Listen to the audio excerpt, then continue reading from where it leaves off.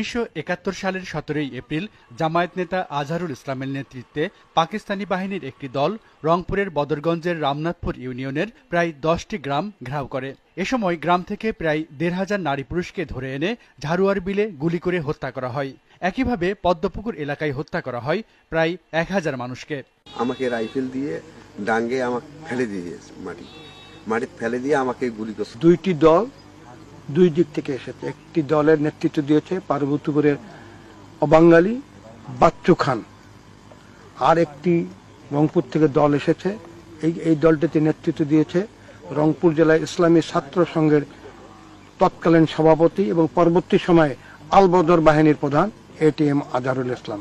বদরগঞ্জে যত হত্যাকাণ্ড ঘটিয়েছে, যত আকাম কুকুম হয়েছে, কখনো তিনি সশরীরে উপস্থিত ছিলেন এবং কখনো তার নির্দেশে এই সমস্ত দুষ্কর্মগুলা সংগঠিত হয়েছে।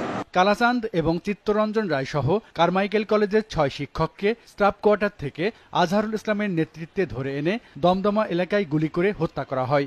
সেই সময় ওনার নেতৃত্বে কারমাইকেলের ৬ জন বুদ্ধিজীবীকে হত্যা করা হয়। রংপুর টাউন হলে নারী নির্যাতন ঘাঁটির মূল হোতাও ছিলেন জামায়াত নেতা আজহারুল ইসলাম।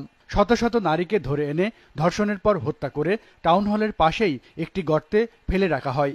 রংপুর শহরে এবং আশেপাশের গ্রাম থেকে সুন্দরী মেয়ে এবং যুবকদের নিয়ে এসে তারা খানসানাদের সহায়তা করার জন্য টাউন হলে নির্যাতন করার জন্য সহায়তা করেছে। মুক্তিযুদ্ধ চলাকালে আজহারুল ইসলাম ইসলামী ছাত্র সংঘের রংপুর জেলা শাখার সভাপতি ছিলেন।